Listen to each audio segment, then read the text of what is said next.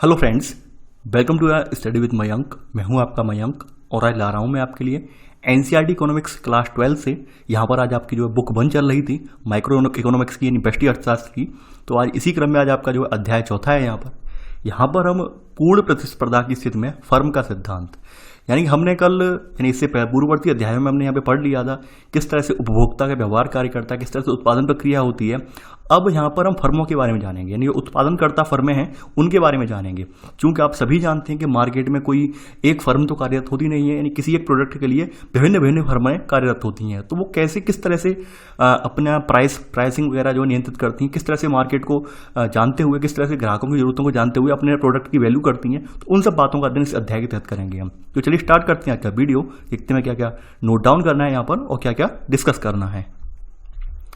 देखिए, इस अध्याय के तहत हम सब यही बातें जानेंगे कि कोई फर्म किस प्रकार से निर्णय लेती है कि कितना हमें उत्पादन करना है, प्रोडक्शन कितना करना है, ठीक है, उसकी प्राइसिंग कैसे करनी है। क्योंकि आप सभी को पता है एक मार्केट में उपभोक्ता यानी उपभोक्ता होते हैं, यानी यहाँ क्रेता भी होते हैं विक्रेता भी होते हैं, ठीक है। यानी एक और बेचने वाले होते हैं, दूसरी ओर खरीदार भी होते हैं।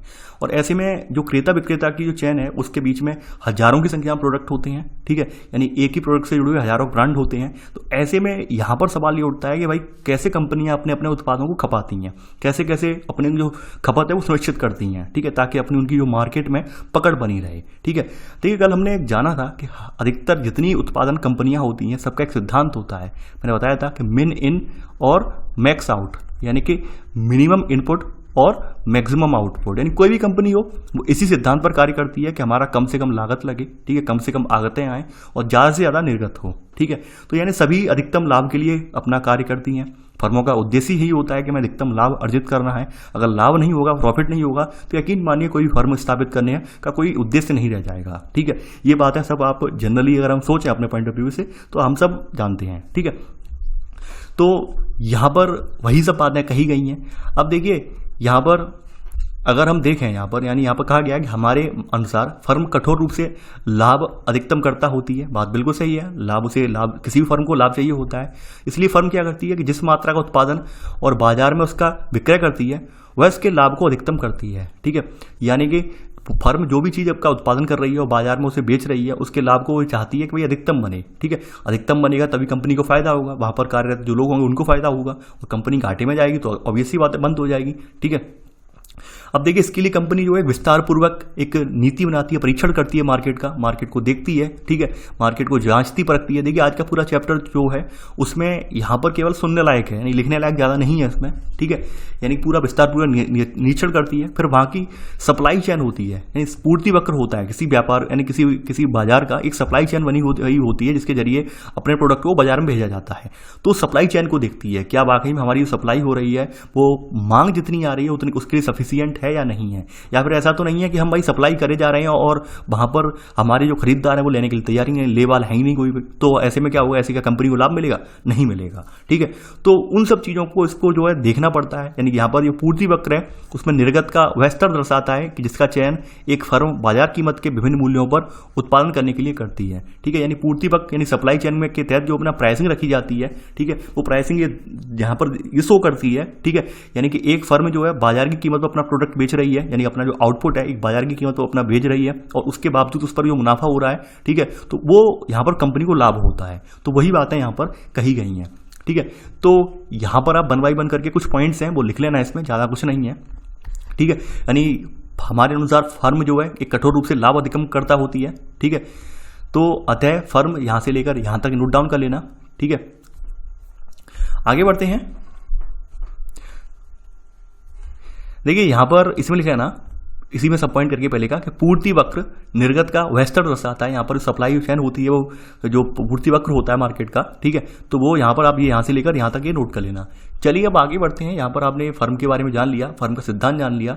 अब पूर्ण प्रतिस्पर्धा, ठीक है, पारिभाषिक लक्षण। देखिए, आप सभी जानते हैं कि बाजार में ऑलरेडी बाजार के वातावरण में, ठीक है, जिसमें फर्में कार्यरत करती हैं तो वहाँ पर बहुत सारी फर्में और होती हैं, उन सभी के उत्पाद होते हैं, ठीक है। तो ऐसे में एक प्रतिस्पर्धा का माहौल बनना तो एक ऑब्वियस सी बात है, प्रतिस्पर्धा तो होगी। अब ऐसी प्रतिस्पर्धा के दौरान कंपनियां कैसे अपने आप को जिंदा रखती हैं, कैसे अपने आप को बचाए रखती हैं, ये वहाँ कई में काबिल तारीफ होता है, ठीक है। तो इनमें पारिभाषिक पूर्ण प्रतिस्पर्धा में इन्होंने कुछ पारिभाषिक प्रतिस्पर्धा के लक्षण बताए हैं, ठीक है। जैसे बाजार में बड़ी संख्या में क्रेता और विक्रेता होते हैं, बिल्कुल बात सही है कि बाजार में खरीदार भी होते हैं, लेवाल भी होते हैं, यानी बड़ी संख्या में होते हैं। कभी कभी क्या होते हैं, कंपनी की जो फर्में होती हैं उनके प्रोडक्ट को अफेक्ट करते हैं, कभी कभी नहीं करते हैं, ठीक है। दूसरी बात है, यहाँ पे प्रत्येक फर्म एक रूप वस्तु का उत्पादन एवं विक्रय करती है, अर्थात एक फर्म के उत्पाद और किसी अन्य फर्म के उत्पाद के बीच में भेद नहीं किया जा सकता। बिल्कुल सही बात है। आपने देखा होगा कि मार्केट में 5 रुपए वाला जो बिस्किट होता है उसे बिस्किट के निर्माण करने वाली बहुत सारी फर्में हैं, ठीक है। यानी पार्ले बना रहा है बिस्किट, ठीक है। इसके अलावा और भी बहुत सारी कंपनियां जो बिस्किट का निर्माण कर रही हैं। तो ऐसे करके अगर आप कह सकते हैं कि भाई केवल बिस्किट के लिए कोई एक कंपनी इंडिविजुअल हो, ऐसा तो है नहीं, बहुत सारी है। तो ऐसे में यहाँ पर ये तय करती हैं कि इनके मानक क्या होंगे, इसमें क्या क्या ये मिश्रण देंगे इसमें, ठीक है। यानी बिस्किट का जो पूरा तैयार करेंगे यहाँ पर कि बिस्किट में कौन कौन से मानक होंगे, क्या क्या क्वांटिटी होगी, क्या क्या क्वालिटी होगी इसकी, ठीक है, जिसके जरिए इन्हें पसंद किया जाए। दूसरी बात यह है कि फर्मों का बाजार में स्वतंत्र प्रवेश एवं बहिर्गमन होता है, बिल्कुल बात सही है। प्रतिस्पर्धा की स्थिति में कि कोई भी फर्म बाजार में आ सकती है, जरूरी नहीं है कोई भारतीय फर्म ही हो, विदेशी फर्म भी आ सकती है, ठीक है। तो ये बिल्कुल बात सही है। चौथी बात सही है, जानकारी पूर्ण होती है, यानी कि हमारा कोई भी उत्पाद हो, अब हमारा उत्पाद यानी फर्म का कोई भी उत्पाद मार्केट में तभी तो खपाया जा सकेगा जब तक लोगों को उसको जानकारी होगी, ठीक है। अब मान लीजिए लोगों को जानकारी नहीं है तो भाई उसे लेगा कौन, ठीक है। अब देखिए, अब एक चैनल की बात करते हैं, हम अपने चैनल की बात करें स्टडी विद मयंक की। अगर मान लीजिए चैनल का कोई नाम ही नहीं होता, अननोन नेम होता है यहाँ पर, ठीक है, और इसका कंटेंट भी अननोन होता, कंटेंट पे टाइटल नहीं लगा होता, ठीक है। आप कंटेंट को जान ही नहीं पा रहे होते कि भाई टाइटल ऊपर क्या लगा है क्या नहीं लगा है, और इसके अंदर टाइटल बहुत सारा यानी कंटेंट बहुत सारा रखा होता है यूपीएससी का, तो आप इसे क्या क्लिक करके देखते नहीं देखते। यानी आपको पता तो होना चाहिए कि भाई फलाने चैनल पर इस एग्जाम से संबंधित ये कंटेंट उपलब्ध है, ठीक है, तभी तो आप यहाँ पर देख रहे हैं। तो वही सब जो चीजें हैं, यही सब जो है पूर्ण प्रतिस्पर्धा की परिभाषा में आ जाती हैं कि यानी इन सब का अध्ययन करना अत्यंत आवश्यक है, ठीक है। यहाँ पर आप लिख लेना इसमें कि एक पूर्णतया प्रतिस्पर्धात्मक बाजार में निम्न पारिभाषिक लक्षण होते हैं। बाजार में बड़ी संख्या में क्रेता और विक्रेता होते हैं। यहाँ पर दिखाया गया है क्रेता विक्रेता क्या करते हैं कि यानी बड़ी संख्या में क्रेताओं विक्रेताओं की उपस्थिति का अर्थ क्या है कि प्रत्येक क्रेता और विक्रेता बाजार के आकार की तुलना में बहुत छोटा होता है, यानी बाजार बड़ा होता है और क्रेता और विक्रेता यहाँ पर काफी बड़े होते हैं। यानी कभी कभी क्या होता है, कोई व्यक्तिगत क्रेता विक्रेता अपने आकार से बाजार को प्रभावित नहीं कर सकता है, यहाँ पर ये कहा गया है, ठीक है। अब यहाँ पर वही सब बात है जो मैंने बोली है, वही है, यानी कि जानकारी पूर्ण जानकारी से अभिप्राय यहाँ पे सभी क्रेता और विक्रेता उत्पाद की कीमत, गुणवत्ता, अन्य संबंध विवरण, ठीक है। तो ये इसके बारे में पूर्ण रूप से सूचित करते हैं बाजार को कि हाँ भाई ये चीज़ हमारा प्रोडक्ट है और इसमें ये चीज़ क्वालिटी है, ठीक है, ये कीमत है इसकी, ठीक है। तो वो सब चीज़ें आप यहाँ पर भी जान चुके हैं, ये पूर्ण प्रतिस्पर्धात्मक परिभाषा में, यानी इस परिभाषा के दौरान कंपनी को ये जो पॉइंट्स हैं ये अनुपालन इनका करना पड़ता है, ठीक है। तो ये चारों पॉइंट्स आप लिख लेना यहाँ पर। आगे बढ़ते हैं इसी में। अब यहाँ पर कुछ बातें कही गई हैं, ठीक है। जैसे यहाँ पर एक बात यहाँ पर कही गई है कि एक कंपनी यानी स्वीकारक फर्म, ठीक है, यानी स्वीकारक फर्म की बात कही गई है, ठीक है। यानी कीमत स्वीकारक से क्या अभिप्राय है, कीमत स्वीकारक होता क्या है, यानी एक कीमत स्वीकारक का मतलब यह है कि एक कीमत स्वीकारक फर्म को विश्वास है कि यदि वह बाजार कीमत से ऊपर एक कीमत निर्धारित करती है तो यह जिस मात्रा का उत्पादन करती है उसे बेचने में असमर्थ होगी। ये हकीकत बात है। कीमत स्वीकारक का मतलब यहाँ पर ये निकल के आता है कि मान लीजिए मार्केट में आप 5 रुपए का जो बिस्किट दे रहे हैं, मान लीजिए 100 ग्राम का बिस्किट का पैकेट है, ठीक है, और उसके अंदर जो इंग्रेडिएंट हैं सेम वही इंग्रेडिएंट दूसरी फर्म वाले उत्पाद में भी हैं, ठीक है, और वो भी 5 रुपए का है। अब आप ये कहें कि भाई हम ये अपना वाला जो 5 रुपए वाला बिस्किट है इसे 7 रुपए में बेचेंगे, ठीक है। अब आपने जैसे ही ये बात कही, आपने जैसे ही अपनी इसके प्रोडक्ट की जो है यहाँ पर प्राइसिंग 7 रुपये कर दी, आपकी प्रोडक्ट की जो वैल्यू है यानी प्रोडक्ट का जो बिक्री है वो गिरना स्टार्ट हो जाएगी, क्योंकि लोगों के पास विकल्प मौजूद है, ऑप्शन मौजूद है, यानी लोग दूसरी कंपनी में स्विच हो जाएंगे। यानी भाई आपका प्रोडक्ट और दूसरी वाली का जब समान होगा तो लोग क्यों खरीदेंगे आपका, लोग तो कहेंगे भाई हम तो दूसरी वाली ले लेंगे, पैसे ही तो मैं, यानी कि इसमें भी वही चीज़ गुण है, इसमें भी वही सब कंटेंट है और वो सामने वाले में वही है, हमें कोई इसमें कोई अंतर ही नहीं है, तो आपका क्यों लेंगे, ठीक है। तो यही बातें जो है कीमत स्वीकारक फर्म की कही जाती हैं। कीमत स्वीकारक का मतलब ये है कि आप जो मार्केट में आपका जो प्राइसिंग है, यानी आप प्राइसिंग उतना ही रखिए जितनी आपकी गुणवत्ता है आपकी प्रोडक्ट की, ठीक है, यानी मार्केट के अकॉर्डिंग आपकी गुणवत्ता जितनी प्रोडक्ट की है उतनी अगर प्राइसिंग रखेंगे तो आपका प्रोडक्ट चल जाएगा, और आप उससे ज़्यादा अगर कोशिश करते हैं तो आपका प्रोडक्ट नहीं चल पाएगा, जो अमूमन आप सब बातें जानते हैं, ठीक है। तो यहाँ पर सेकेंड पॉइंट नोट कर लेना कि एक कीमत स्वीकारक फर्म को विश्वास है यदि वह बाजार कीमत से ऊपर एक कीमत निर्धारित करती है तो यह जिस मात्रा का उत्पादन करती है उसे बेचने में असमर्थ होगी, ठीक है, ठीक है।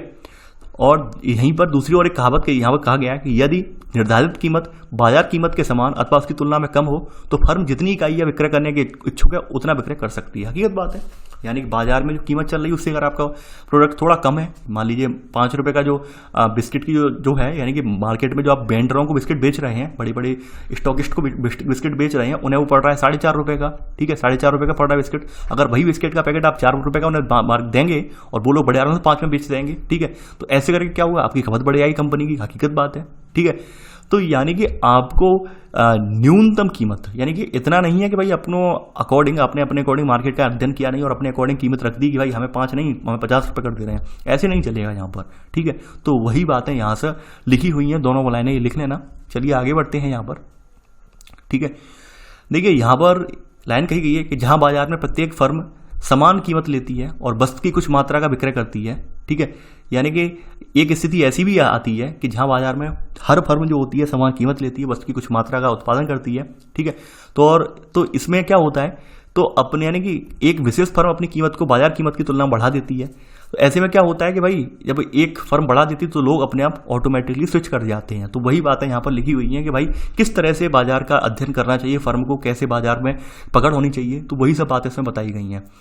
आगे बात करते हैं, यहाँ पर संप्राप्ति की बात कही गई है, संप्राप्ति, ठीक है, यहाँ पे संप्राप्ति की बात कही गई है। यहाँ पर देखिए संप्राप्ति से अभिप्राय यहाँ पर प्रॉफिट एक्विजिशन से है, यानी कि लाभ अर्जन से है, ठीक है, संप्राप्ति से अभिप्राय, ठीक है, यानी कि हर फर्म का एक ही उद्देश्य है कि भाई हमें मार्केट से लाभ मिले, ठीक है, यानी कोई भी फर्म, मैंने बताया था कोई भी फर्म इसलिए कार्य नहीं करती है कि भाई वो घाटे में जाए, सब कुछ लाभ के लिए अर्जन के लिए कार्य करती हैं, ठीक है। तो संप्राप्ति का मतलब यही है, संप्राप्ति का अंग्रेजी में आता है एक्विजिशन, तो इसका मतलब यही है कि यदि फर्म वस्तु की कुछ मात्रा को आप विक्रय करने के इच्छुक है तो इसके द्वारा निर्धारित कीमत बाजार कीमत के बिल्कुल समान होती है, ठीक है। तो यहाँ पर ये बात कही गई है, यानी एक फर्म अपने द्वारा उत्पादित वस्तु का बाजार में विक्रय करके संप्राप्ति अर्जित करती है, यानी कि कुछ ना कुछ लाभ अर्जित करती है, ठीक है, यानी अपने द्वारा कोई ना कोई फर्म जो है अपना उत्पाद जो बाजार में बेचती है उसके जरिए उसे क्या होता है, लाभ अर्जन होता है, ठीक है, यानी कि संप्राप्ति यानी कि अर्जन यानी लाभ अर्जित होता है, ठीक है। और यहाँ पर एक कही गई है कि मान लीजिए वस्तु की इकाई की बाजार की कीमत 5 रुपया है और इसी जो है प्रकार क्यू फर्म की उत्पादित और पी, यानी यहाँ पर लिखा है इसी प्रकार क्यू फर्म की उत्पादित और पी कीमत पर बेची जाने वाली वस्तु की मात्रा है, ठीक है, यानी इसी प्रकार क्यू क्या है, फर्म की उत्पादित मात्रा है और पी बाजार में बेची जाने वाली मात्रा है। तो कुल संप्राप्ति कितनी होगी, यानी टोटल अर्जन कितना होगा, ठीक है। तो ये यहाँ पर कुल संप्राप्ति निकलेगी P इंटू क्यू, ठीक है, यानी P इंटू क्यू करके यहाँ पर इन्हें अर्जन की मात्रा पता चल जाएगी हम कितना अर्जित कर रहे हैं, ठीक है। तो यहाँ पर आप यहाँ से लेकर और ये फॉर्मुलेशन तक अर्जन का लिख लेना, ठीक है, संप्राप्ति यानी एक्विजिशन। आगे बढ़ते हैं यहाँ पर, अब यहाँ पर लाभ अधिकतमीकरण, ठीक है, लाभ अधिकतमीकरण का मतलब क्या है, वही बात कही गई है कि एक फर्म वस्तु की विशेष मात्रा का उत्पादन और विक्रय करती है और फर्म का लाभ जिसे हम पाई के द्वारा डिनोट करते हैं। देखिए अर्थशास्त्र की भाषा में पाई जो संकेतक है, अर्थशास्त्र में लाभ को पाई यानी ग्रीक शब्द है, इसमें दर्शाने की परंपरा रही है, यानी अर्थशास्त्र की भाषा में हमेशा लाभ को जो है पाई में डिनोट किया जाता है, पाई में दर्शाया जाता है, प्रॉफिट को पाई में दर्शाने की परंपरा रही है, ठीक है। अब आप ये मैथ वाला पाई में लगा लेना कि भाई 22/7 मान लगा दें हम यहाँ पे या 3.14 मान लगा दें यहाँ पर, ठीक है, यहाँ पर केवल हम दर्शा रहे हैं पाई से, यानी परंपरा नहीं की रही है, तो इसके अकॉर्डिंग ये पाई यहाँ पे लिखा गया है, ठीक है। तो फर्म का लाभ इसे पाई के द्वारा दर्शाया जाता है और इसकी कुल संप्राप्ति और इसका कुल उत्पादन लागत के बीच के अंतर के रूप में से परिभाषित किया जाता है, यानी कुल संप्राप्ति हमारी कितनी हो रही है और कुल लागत कितनी आ रही है, यानी लाभ तो तभी तो हमारा निकलेगा कि भाई कुल संप्राप्ति हमारी कितनी लगी, ठीक है, यानी मार्केट से हमने अर्जन कितना किया, यानी मार्केट से मान लीजिए हमारी जो प्रोडक्ट की वैल्यू है, मान लीजिए हमने यानी मार्केट में हमने एक बिस्किट का पैकेट 4 रुपये के हिसाब से बेचा, ठीक है, अब हमारी उसमें लागत कितनी आ रही है बनाने की, 2 रुपये आ रही है, ठीक है। अब जब हम यहाँ पर लाभ निकालेंगे तो लाभ में हम क्या करेंगे, पाई बराबर कुल संप्राप्ति कितनी होगी हमारी, कुल संप्राप्ति का मतलब है 4 रुपये, ठीक है, यानी मार्केट वाली, और यहाँ पर लागत हमारी कितनी आई 2 रुपये, तो हमारा प्रॉफिट कितना हुआ, 2 रुपये का प्रॉफिट हो गया, ठीक है। तो ये बात यहाँ पर कही गई है, तो यहाँ पर आप ये लेकर यहाँ से लेकर यहाँ लाइन यहाँ तक आप लिख लेना। चलिए आगे बढ़ते हैं इन सब में। अब बात करते हैं यहाँ पर, हाँ, एक फर्म का पूर्ति वक्र, ठीक है, यानी फर्म के पूर्ति वक्र की यहाँ पे अध्ययन करवाया गया। पूर्ति वक्र होता क्या है, ठीक है। देखिए पूर्ति वक्र का मतलब है कि सप्लाई वक्र, यानी सप्लाई कैसे दिखाई जाती है फर्म की, यानी इस तरह का जो वक्र आप बनता है आपका, ये जो ग्राफ पर वक्र बनता है, जो वक्र बनता है उसके बारे में बताया गया है, ठीक है। यानी एक फर्म की पूर्ति वह मात्रा होती है जो वह एक दी गई कीमत, प्रौद्योगिकी और उत्पादन कारकों की कीमतों पर बेचने का निर्णय करती है। यानी पूर्ति सप्लाई का मतलब यहाँ पर ये है कि कोई फर्म एक कोई कीमत निर्धारित करती है और उसकी कोई टेक्नोलॉजी होती है, ठीक है, होती बिल्कुल होती है, यानी किसी ना किसी उत्पाद को बनाने के लिए कुछ ना कुछ तो विशेषताएं होंगी उसमें, ठीक है, और उत्पादन कारकों की जो कीमत होती है इस पर बेचने का निर्णय लेती है, ठीक है। तो यहाँ पर पहला पॉइंट इसमें लिख लेना कि एक फर्म की पूर्ति वह मात्रा, सप्लाई वह मात्रा है कि जो कि वह एक दी गई कीमत और प्रौद्योगिकी और उत्पादन कारकों को कीमतों पर बेचने पर निर्णय लेती है, ठीक है। और जो तालिका यानी एक जो टेबल बनती है जो विभिन्न कीमतों पर प्रौद्योगिकी और कारकों की कीमतें अपरिवर्तित रहने पर एक फर्म की बेचे जाने वाली मात्राओं का विवरण देती है, इसे हम पूर्ति सारणी कहते हैं। यानी कि एक जो टेबल बनती है जो कि कीमत और प्रौद्योगिकी और कारकों के बीच की जो कीमतें अपरिवर्तित रहती हैं उनकी मात्राओं का विवरण बताती है, उसे हम पूर्ति सारणी कहते हैं, टेबल कहते हैं, ठीक है। और हम इस ग्राफ पर भी हम इसे ग्राफ पर प्रस्तुत कर सकते हैं जिसे हम पूर्ति वक्र की संज्ञा देते हैं।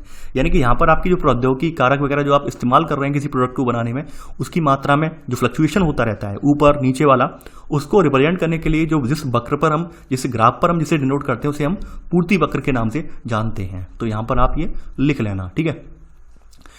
आगे बढ़ते हैं। आप देखिए इसमें भी वही चीज है, अल्पकालीन दीर्घकालीन पूर्ति वक्र, यानी अल्पकालीन वाले दीर्घ वक्र दिख रहे होंगे। यानी अल्पकाल में हम कल भी पढ़ा था कि वहां पर एक स्थायी कारक होता है, यानी एक तो वहां पर स्थायी रूप से रहता है कारक और दूसरा होता है परिवर्ती कारक, यानी वहां पर उत्पादन के आगतों के दोनों स्तरों पर परिवर्तन नहीं किया जाता है। यानी अल्पकालीन जो उत्पादन होता है, आपने देखा था कल कि वहां पर एक तो कारक स्थायी रहता है और दूसरा होता है परिवर्ती। यानी कि मान लीजिए हमारा जो लैंड के संदर्भ में है, यानी लैंड के संदर्भ में मैंने बताया कि लैंड में क्या किया, हमने कोई खेती करनी है और पूंजी हमने वहां पे स्थायी बना दी, पूंजी में हमने कोई बढ़ोतरी नहीं की, ठीक है, इन्वेस्टमेंट में ज्यादा बढ़ोतरी नहीं की, लेकिन हमने यहाँ पे श्रम में बढ़ा दिया, श्रम में बढ़ा दिया, तो ये अल्पकालीन हो गया।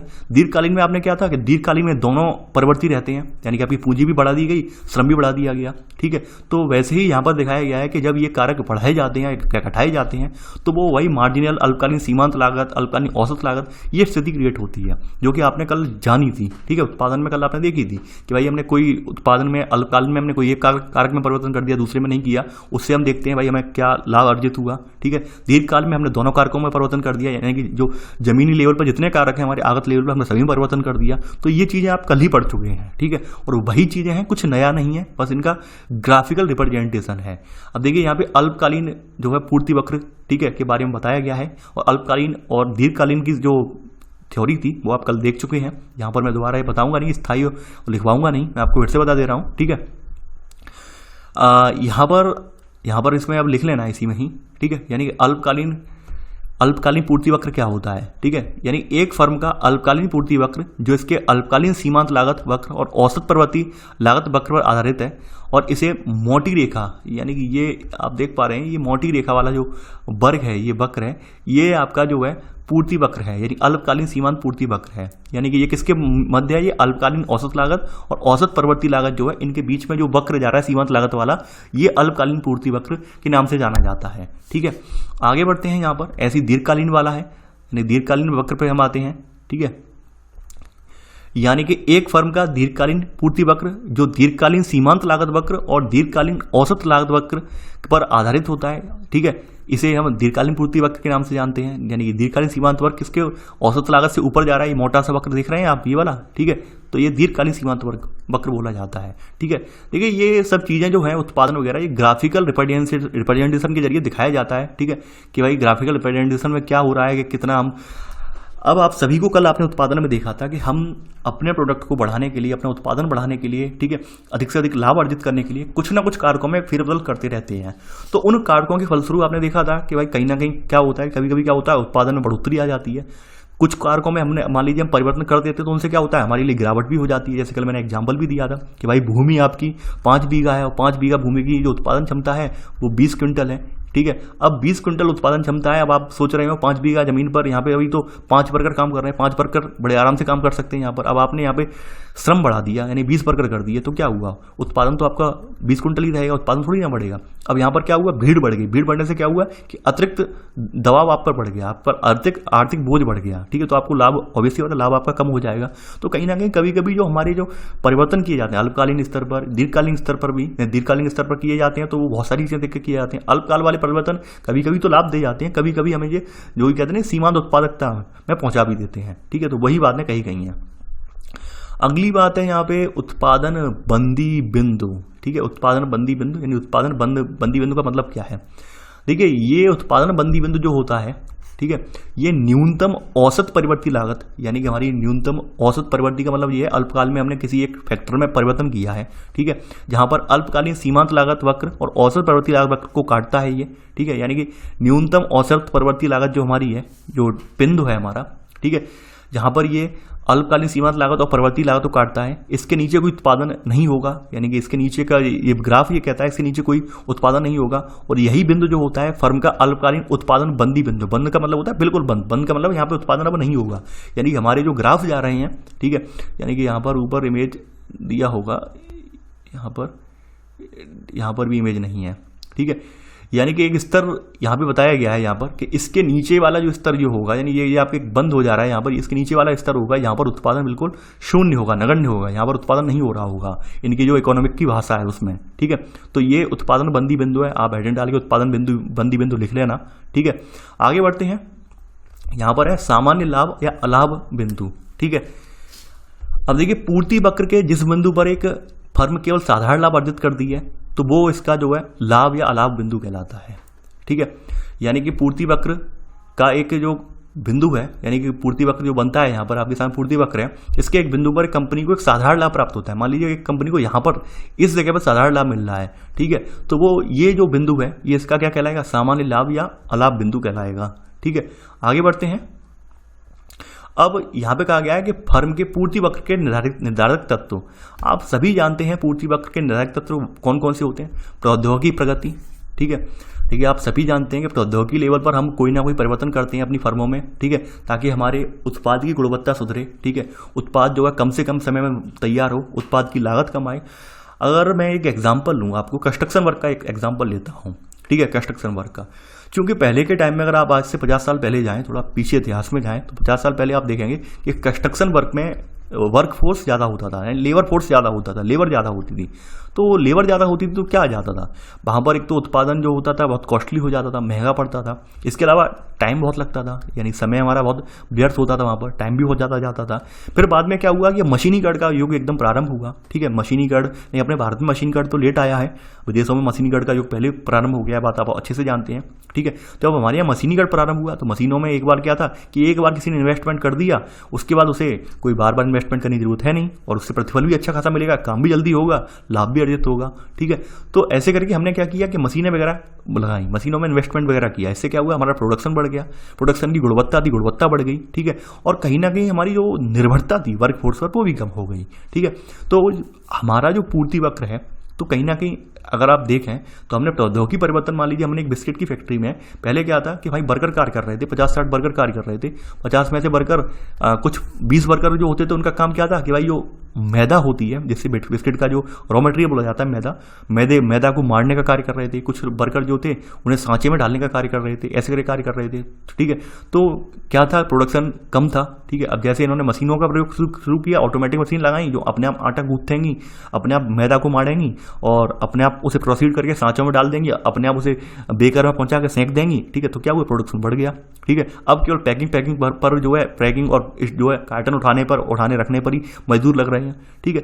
तो ऐसे करके प्रौद्योगिकी सुधार भी हमारी फर्म की पूर्ति वक्र का निर्णायक तत्व बन जाते हैं, ठीक है। यहाँ पर वही सब चीजें कही गई हैं कि प्रौद्योगिकी जो प्रगति है वो भी हमारी कहीं ना कहीं जो हमारा पूर्ति वक्र होता है, जिस पर हम अपनी प्रगति वगैरह दिखाते हैं, आपने देखा होगा कि जिस पर हमारी प्रगति वगैरह से दिखाई जाती है, तो ये कहीं ना कहीं हमारी जो टेक्नोलॉजिकल चेंज होते हैं वो कहीं ना कहीं यही सूचित करते हैं, ठीक है।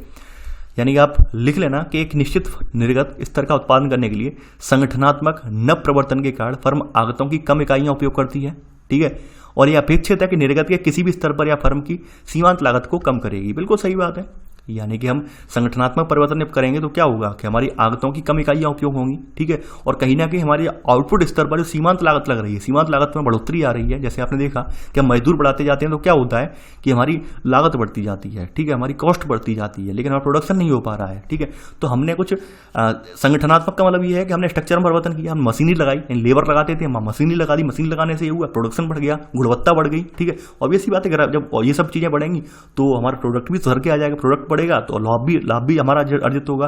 तो वही बातें यहाँ पर कही गई हैं। इसके अलावा आगत कीमतें हैं, आप सभी को मालूम है कि पूर्ति वक्र में दूसरी चीज आती है आगत कीमतें, ठीक है। यानी आगत कीमतों में आ जाएगी आप रॉ मटेरियल ले सकते हैं आप, ठीक है, लेबर ले सकते हैं आप, ठीक है, या फिर और जो प्रौद्योगिकी सामान है जैसे मशीनरी वगैरह है वो सब आ सकता है, ठीक है। कहीं ना कहीं ये सब चीज़ें भी उत्पादन लागत बढ़ाने के लिए कारगर होती हैं, ठीक है। यानी कि मान लीजिए हमारा कोई कारखाना है, कोई फैक्ट्री है, ठीक है, उसमें सारी सब चीज़ें महंगी हैं, लेबर भी बहुत महंगी है, मशीनरी बहुत महंगी है, ठीक है, और रॉ मटेरियल मिल रहा है वो भी बहुत महंगा मिल रहा है। तो क्या जो फाइनल आउटपुट निकलेगा वो क्या सस्ता होगा? नहीं, उन सब में ये सब चीज़ें अब ऐड हो जाएंगी तो फाइनल आउटपुट ऑब्वियसली बात है महंगा हो जाएगा।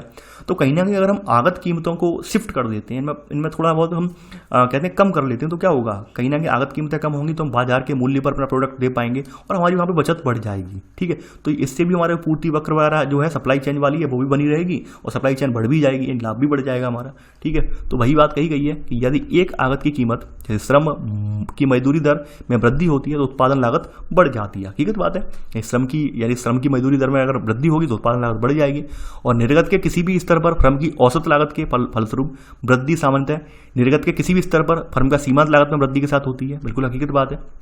यानी कि जब फाइनल आउटपुट निकलेगा और फाइनल आउटपुट जब निकलेगा तो उसमें सीमांत लागत में वृद्धि वहाँ पे देखी जाएगी। सीमांत लागत में वृद्धि का मतलब ये है कि फर्म को घाटा होगा, यानी कि अर्थात अब सीमांत लागत वक्र में बाईं ओर, ठीक है, यानी कि अथवा ऊपर की ओर शिफ्ट करती है, यानी ऊपर की ओर ये वक्त वक्र बढ़ता जाएगा, लागत ऊपर की ओर ये बढ़ती चली जाएगी, लागत ऊपर की ओर बढ़ती चली जाएगी तो ऑब्वियसली बात है घाटा होगा। तो यही बातें यहाँ पर लिखी गई हैं, कोई यहाँ पर ज़्यादा नई बातें नहीं हैं, ठीक है। तो आप इसमें यहाँ पर ये नोट कर लेना, यहाँ से लेकर ये यहाँ पर, ठीक है, यहाँ से लेकर यहाँ तक।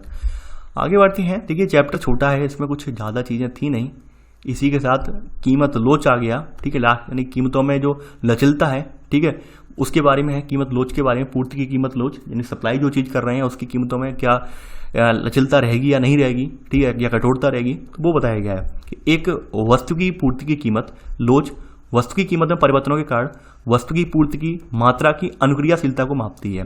बिल्कुल सही बात है कि वस्तु की कीमत में जो परिवर्तनशीलता होती है, लोच का मतलब लचलता होती है, वो वस्तु की कीमत में परिवर्तनों के कारण जो वस्तु की पूर्ति है उसकी मात्रा में अनुक्रियाशीलता को मापती है। यानी कहने का मतलब ये है कि मान लीजिए प्रोडक्ट थोड़ा सस्ता होगा, ठीक है, तो क्या होगा भाई, लेबाल ज़्यादा होंगे, ठीक है। प्रोडक्ट की वैल्यू महंगा होता चला जाएगा तो क्या होगा, लेबाल कम होंगे, हमारी खपत कम हो जाएगी, ठीक है। यानी प्रोडक्ट अगर सस्ता होगा, मार्केट के रेट पर होगा, मार्केट रेट से कम होगा तो लोग खरीदेंगे, ज़्यादा खरीदेंगे, और मार्केट रेट से बहुत ज़्यादा हाई पहुंच गया तो क्या होगा, हमारे प्रोडक्ट की जो सेल वैल्यू है, ठीक है, हमारी प्रोडक्ट की सेल वैल्यू कम हो जाएगी। तो वो बात कही गई है, यानी इसे कीमत लोच, इसे ES से यहाँ पर दर्शाया गया है, ठीक है।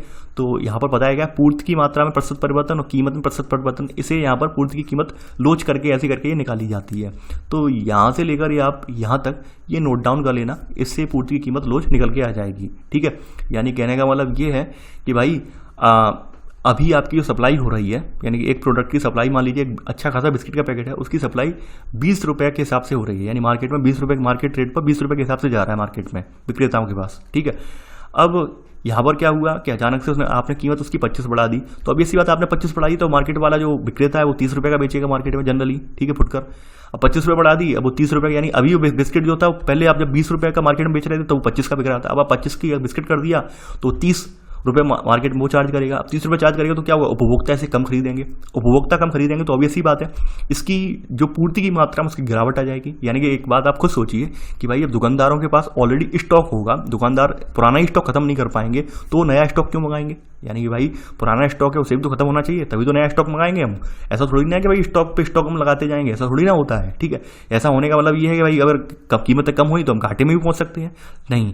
तो स्टॉक क्या हुआ, वो स्टॉक जब बना होगा उनके पास, जब पूर्ति जो है बाधित हो जाएगी, पूर्ति जो है, क्योंकि पूर्ति के लिए तो भाई बाजार चाहिए, ठीक है, बाजार में स्थान चाहिए। अब ऑलरेडी दुकानदार ये कह रहा है भाई हमारे पास तो पहले ही वाला स्टॉक खाली नहीं हो रहा है इस कीमत पर, ऊपर से आपने नया भेज दिया, अब इसकी कीमतें ज़्यादा हैं, तो यहाँ पर वही बताया गया पूर्ति की मात्रा में प्रतिशत परिवर्तन। अब ऐसे करके कंपनी की जो पूर्ति की मात्रा उसमें परिवर्तन आ जाएगा, अपने आप आ जाएगा परिवर्तन। यानी पहले मान लीजिए मार्केट में 100 कार्टन की खपत थी, यानी बिस्किट के 100 कार्टन जा रहे थे, अब वही कार्टन जो रह गए मात्र 80 रह गए कार्टन, ठीक है, यानी 20% की गिरावट आ गई यहाँ पर साफ साफ, ठीक है।